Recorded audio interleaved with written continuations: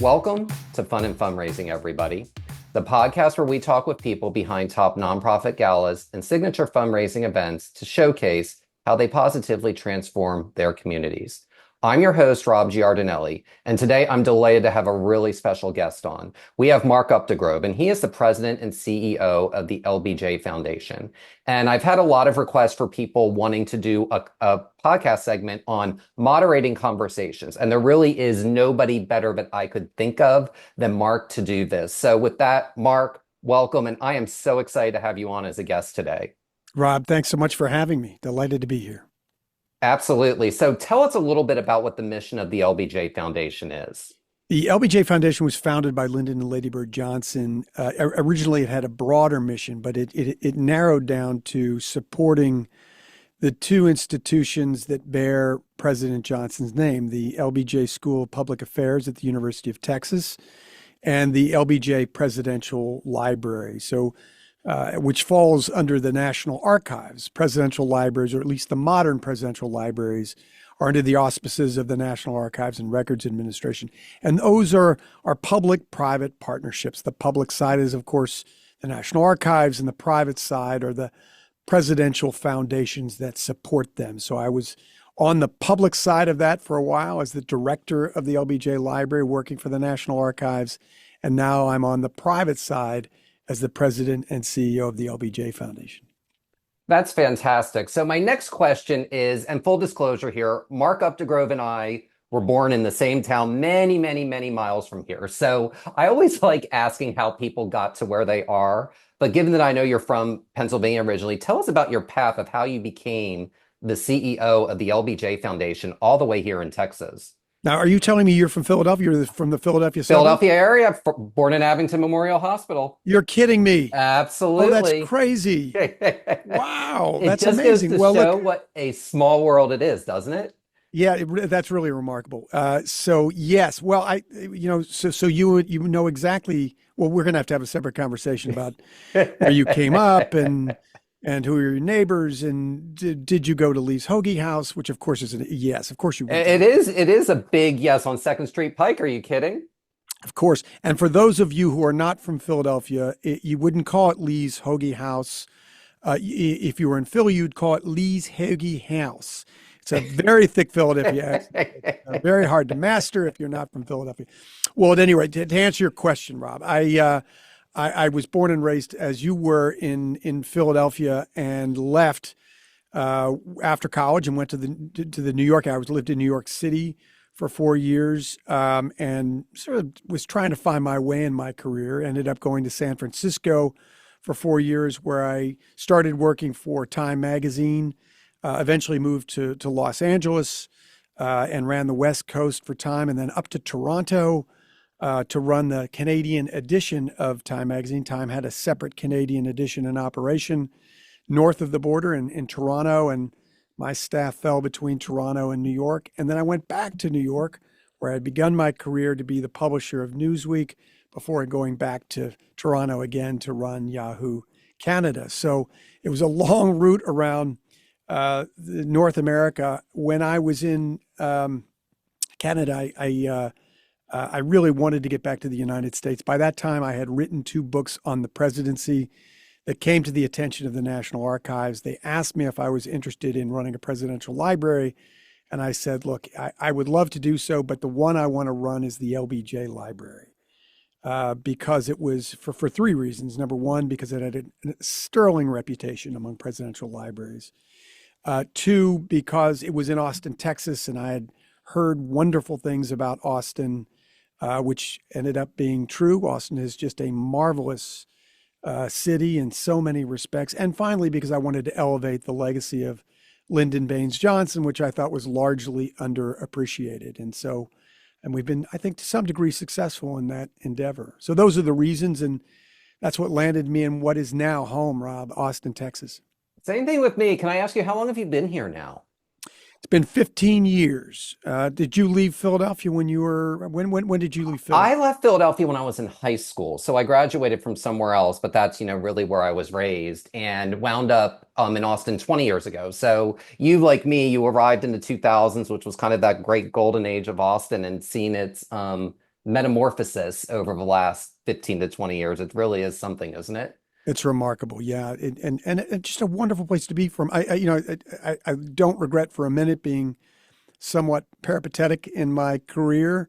That nomadicism sort of fit me earlier on. I really wanted to get a taste of different cities and different cultures in so many respects. I mean, each of those cities has a very different cultural feel, and so that was great. But Austin has really become home in so many ways.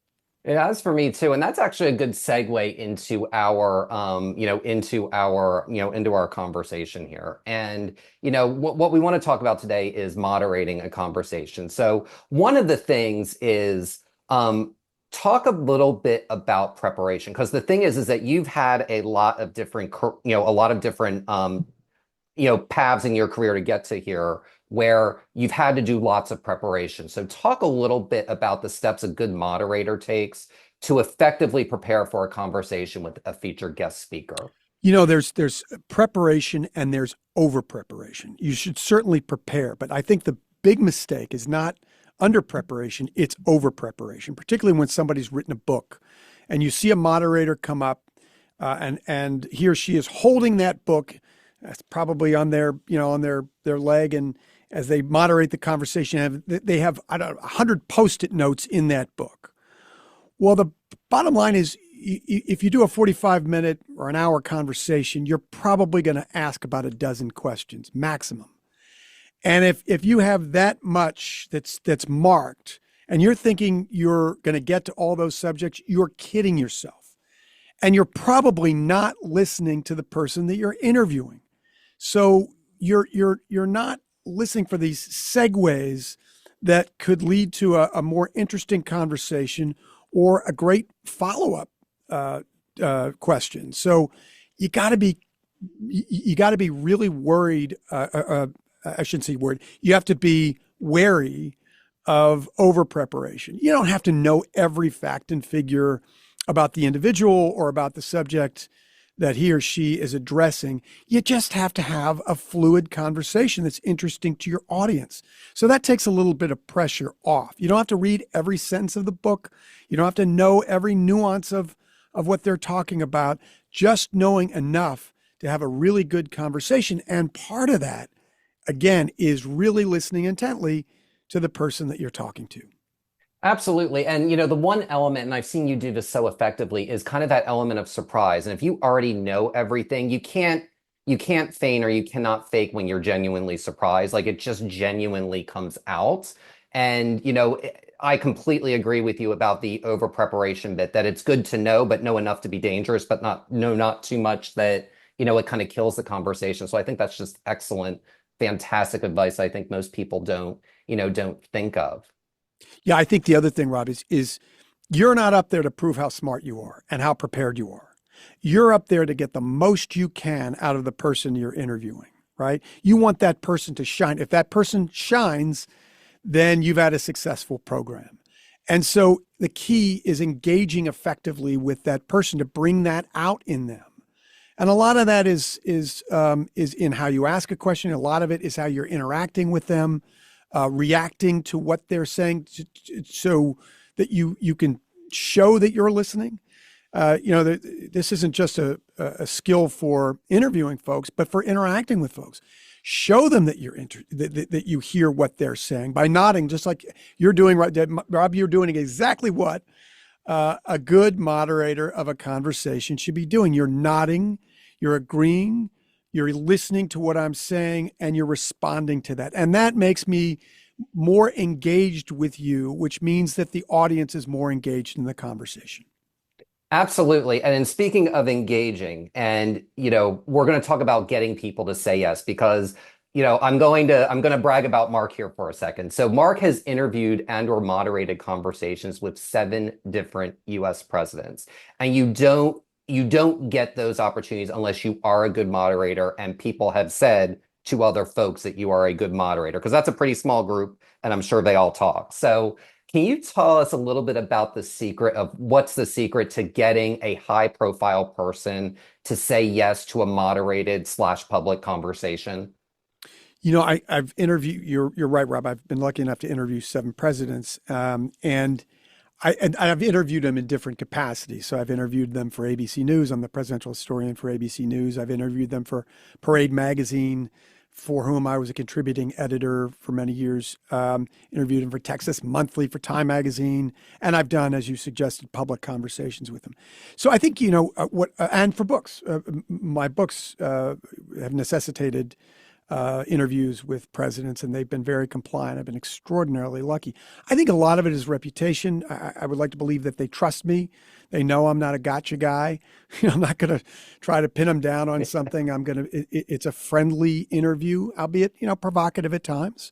You should be asking tough questions of certain people, depending on what kind of conversation you're having. Particularly a public official, right? You have to ask those tough questions, but it can be done in the right manner and in a way that shows you respect them, and that's a key element. According the person with whom you're speaking proper respect. Again, particularly if they're an elected official. These guys have tough jobs, right? And there are a lot of people who are trying to play gotcha with them. So that doesn't mean you can't ask a tough question. You have to ask it in the right way. But in terms of getting them to sit down, I think I've been lucky enough to establish a reputation over time. And, it helps to have an organization behind you that has great credibility and great stature. So that's certainly true for the LBJ Presidential Library, as it has been for ABC News and Parade Magazine and Time Magazine and other properties as well. So I've been lucky. I can't say that they all came to me.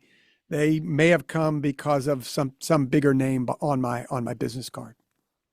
That's great, and I'm glad you brought up the topic of a tough question, because that actually flows into the next question I had for you, and that is, because really, when you're dealing with a president or any other larger than life person, a person can kind of feel that it's difficult to kind of hold their own, because that's a lot of gravitas on a stage when you're moderating a conversation. What tips would you give to a fellow moderator in terms of holding their own, in addition to asking, thought-provoking questions and talking with powerful, larger-than-life people? Well, first of all, don't be intimidated. When you are up on that stage, you are essentially on an equal platform, right?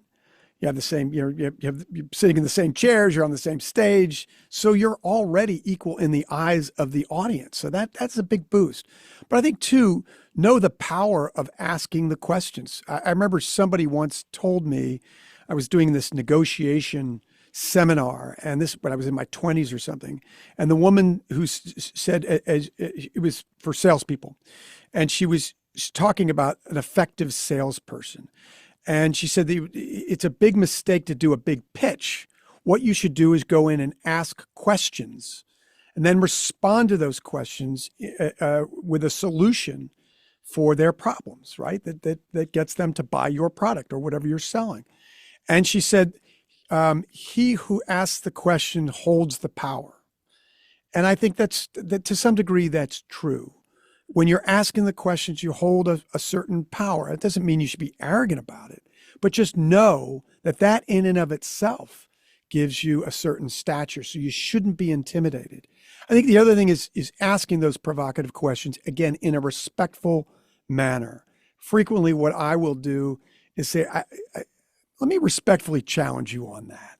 And then I will ask a certain question. If they've said something that I don't believe is either credible or holds up in terms of the facts that they've offered or the view that they have. So it's a matter of how you have. Again, you're looking at me. I've seen you smile a few times.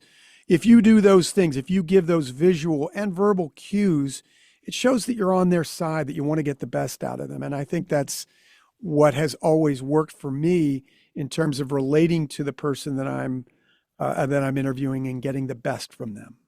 Now, in terms of working advanced, like right before you are ready to, start a conversation with somebody, are there any last minute kind of centering or mental preparations that you do to kind of get you in the zone? And if so, like what are those actions that you take, right before you're ready to, engage and facilitate a conversation with, a president or in public?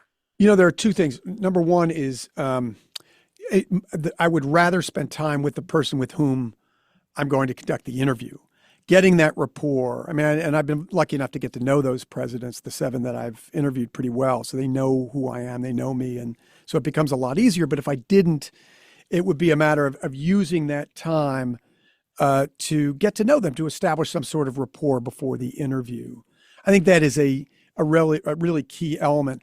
I think the other thing is don't worry about scripting those questions. What I do is I do script them out and I put them on cards, but I never look at those cards ever. I think about the subjects that I want to address, and I have those subjects in my head. And because I've written them out, I have a basic sense of the phraseology that I would want to use in asking the question. But what I think about more is in the moment, what is the right segue to flow so that there's a fluid conversation going from one subject to another. And again, you don't want to get too married to the questions you're asking or the subjects that you're going to entertain in the conversation, because that prevents you from listening to something that might lead to a more interesting turn in the conversation. You're kind of pulling these threads, right? And sometimes they lead to nothing, but sometimes they lead to something better, and you should continue to pull it. I gotta ask, is there a moment when you were on stage interviewing any of those presidents where you pulled something out of them in public that you had never known about them before? And what was that feeling like? A lot. Public. You're talking about public interviews. Most of those have come in private because I Yeah. did a book on the Bushes called "The Last Republicans," inside the extraordinary relationship between George H.W. Bush and George W. Bush, and that there were a lot of revelatory things. And I think that came. I would like to believe that came out because those things came out because I'd engendered their trust, and they could trust me in offering those in the right context, offering those revelations in the context of a greater story, and that I would get their story right. So it was a great honor to do the book, and I think that they were ultimately very pleased with the result. In terms of a public conversation, if you're talking to a public official, it's hard. I mean, these are people who do interviews all the time. So you're not going to get anything necessarily that's really revelatory. If there is a breaking news thing, I could ask about that, and that's bound to make news. Their view on a particular subject that's really hot in the media at that point. So that's kind of, I've done that, but these are folks are pretty trained in telling their stories. And so it's a hard ask for me to pull something out of them in front of an audience. But again, there are several presidents who have given me revelatory information that I've gotten through interviews for either my books or for the media. That's a great answer. Thank you for sharing that. And I want to focus on this segment of trust a little bit. And actually, because the thing is, in addition to interviewing presidents, I've seen you interview all different types of people. So people across the whole cultural landscape really do trust you. And, I've seen you interview producers, I've seen you interview musicians, I've seen you interview really a wide range of people. And I'd like to know, are there what similarities or differences are there with moderating conversations with different types of people? Do you prepare in a different way? Talk a little bit about kind of the process of how you approach different genres of people. It's a fair question.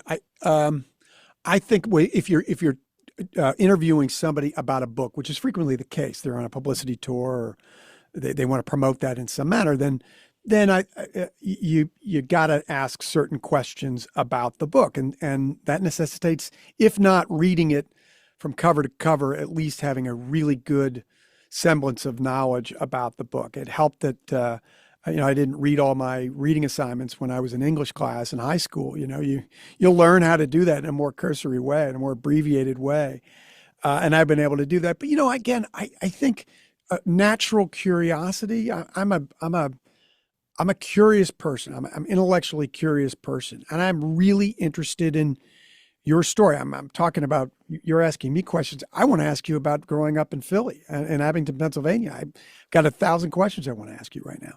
So I think it helps to be naturally curious, but again, you really want to listen. That is that trumps preparation almost any day of the week. If you have a couple of good basic questions, and you're really listening to that person, maybe a subject's come to a dead end, But more often than not, I would like to ask follow-up questions about that subject if it's interesting enough, rather than going on to the next thing. But I think different people necessitate different preparation, right? Mikhail Gorbachev, who was one of the the biggest interviews I've ever done, I wanted to ask him these big questions relating to his remarkable history, right? Yeah. What was it like to hear Ronald Reagan say at the foot of the Berlin Wall by the Brandenburg Gate, Mr. Gorbachev, tear down this wall. What were you thinking? Did that change your policy? My God, I could spend 2 hours on that subject alone, right? So I think when you're doing a public conversation, and if you've done it as often as I have, you also get a sense of your audience. How is your audience responding? And if you should go further. If it's an hour conversation, well, should I make it an hour and 10 minutes? Should I move to another subject? Are they getting restless? Should I try to inject some humor in to the conversation to keep them going? There are a lot of things you kind of listen for that someone like me who's done this enough times can get a sense of. So I'm glad you brought up the audience getting restless. Have you found along the way that there's a silver bullet that can kind of get the audience back on track if they're starting to get a little antsy or wary based on whatever the conversation where the conversation's going? I sometimes try to talk not to the guest, but talk to the audience and then back to the guest. And so, for instance, would be if I were interviewing you, I would look out in the audience and say, as it happens, Rob comes from Abington, Pennsylvania, which is where I'm from. Who's from the East Coast out there? Well, we think in a very different way. So, Rob, based on the way that Northeasterners think, did you have trouble adjusting to the culture of Texas with a Northeasterner's sensibility? So that's a way of sort of engaging the audience and bringing them back to the conversation. I love that because you're really making it you're making it not even a dialogue. You're really making it a full-on conversation with everybody in the room, and that really helps make everything shine. And while we're on the subject of kind of personas and personalities, and you had brought this up earlier, and I want to kind of come back to it here about getting to know people like in the green room in advance before you go out on stage. And I think all of us who have interviewed people along the way have had this happen where a guest will have an onstage persona, which is really dynamic and charismatic, and their offstage personality is very different from that. How have you handled guests who have different onstage versus offstage personalities? You get to that's a fair question. I think I'm not sure I care that there's one or the other. I'm not sure I care that there's consistency. What I care about is what happens on that stage and using the time backstage to at least engender some rapport in order to get the most from them. I remember I did a conversation with Robert Redford, Bob Woodward, and Carl Bernstein around the 35th anniversary of All the President's Men. And that, I mean, I was 12 years younger than I am now. And they're looking at me like I'm some kid, interviewing them. And and it's Robert Redford, Woodward, and these are legends. Yeah. But I said something to them before as we were, in the green room. I said, my God, let's just go have fun out there. And they kind of looked askance at me, but we ended up having a blast. It was one of the best interviews I've ever been a part of. And because it was really, really fun. And those guys are pros. Again, they've been interviewed 1,000 times. But don't take for granted that the person you're interviewing isn't somewhat nervous. So getting them comfortable with going out too, and getting them comfortable with you, it becomes all the more important in that moment. Well, I'm glad you brought up, interviewers, because you're an interviewer being interviewed. How do you find interviewing other interviewers? What's your process with that? And do you approach, people differently, especially because I was at your chat with Jake Tapper, last year, and you were interviewing the interviewer. And so I was just curious, how does your process change when you're interviewing a person who's used to asking the questions? I don't, I'm not sure that it does, although, these people are experts. And so, it's kind of like playing tennis with somebody who's really good. You get better because they're so good. And you want to be better, right? Because you're playing a worthy opponent, right? So it kind of becomes that. I think the number one rule, and I'm sorry it's taken so long to get to this, Rob, is it's not about you. I think I mentioned this at the Yeah. top, but this cannot be overstated enough. Nobody is coming to an interview to see me. No one's coming to see me interview Nancy Pelosi. No one's coming to see me interview Jake Tapper, right? They're going to see Jake Tapper. They're coming to see Nancy Pelosi. So you got to get out of the way and let them shine. And I've seen too many interviewers think that it's about them, that they have to entertain, that they have to show that they're smart, that they have to show that they're in command. You don't. What you have to do is facilitate a good conversation that engages your audience. That's all you're there to do. It doesn't mean to say you're not important. That doesn't mean to say that you're not a crucial component to that equation, but just know that it's not about you. It's getting you to make everything else work for the audience. So I love that we came back to about not making about you, and it's about the audience and it's also about the guest. So can you talk a little bit about if you from a moderator's perspective, if you get someone who has a reputation being more guarded or a little bit more scripted, how important is that, is letting it be about them to a degree? How important is that? And how do you strike that balance to get them to open up more authentically in a public setting? Yeah, it's hard because occasionally you have somebody who is not as loquacious, right? And that becomes a challenge. That's when the preparation becomes really important. You have to have questions that you can ask. If somebody's answering in a monosyllabic way, and I've had this a time or two, man, you got to keep that conversation going somehow. Some of it, I think, can be in contextualizing a question or painting a picture for the audience that relates to the question that you're about to ask. But you have to be prepared for those things.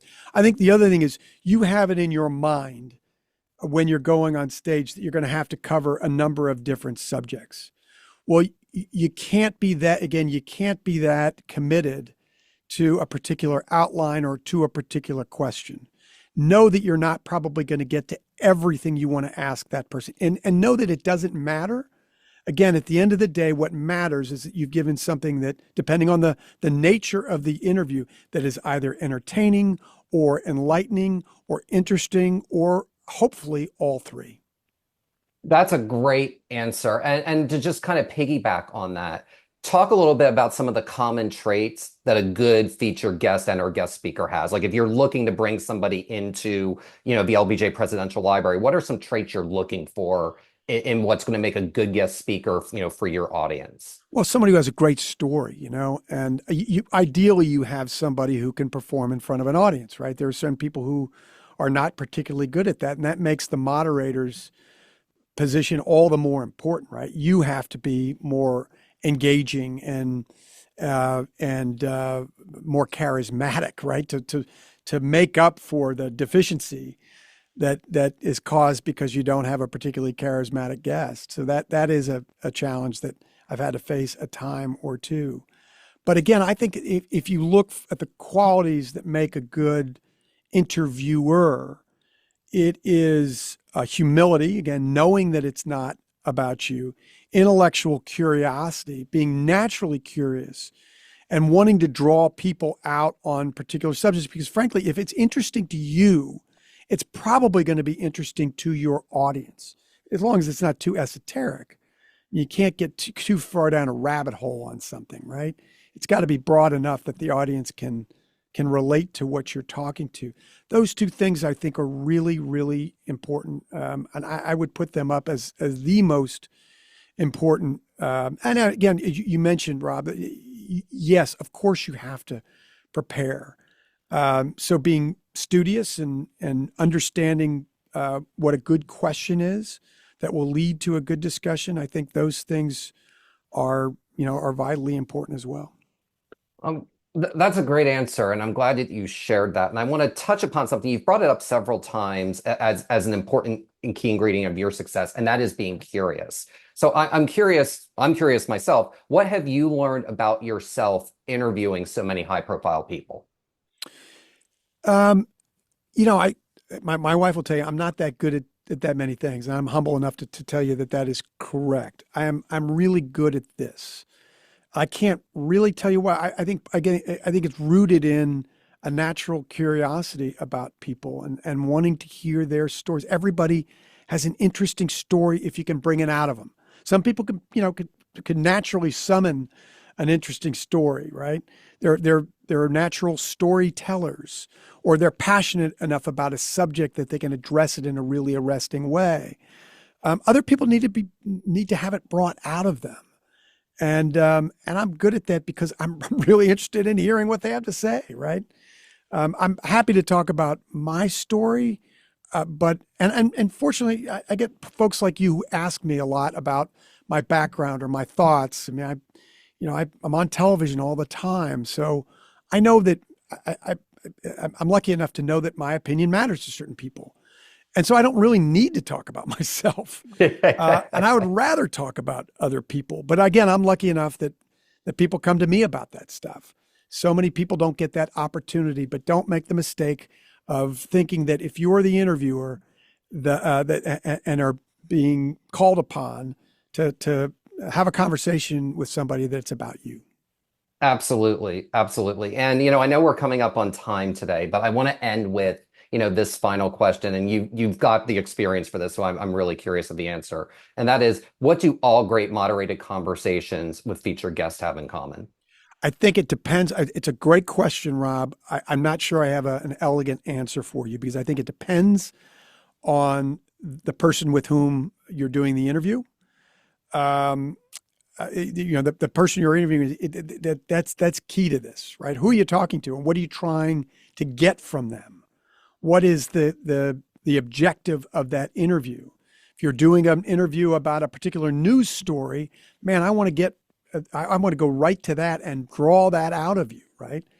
If it's a more general conversation, that's a totally different thing. So I think it depends on who you're interviewing, what the subject is, what your audience wants to derive from that conversation. Those are the key things that you're looking for, right? If you're charging me to talk to, I don't know, to interview Barack Obama about his life in front of a general audience, that's going to be different than me interviewing Joe Biden about for ABC News, about his decision to step aside and hand the torch over to Kamala Harris. That's a great answer. And really, the common through line I heard through that is really know your room and know your audience. And if you do those two things, your interview is bound to be successul. And that was a really great piece of insight.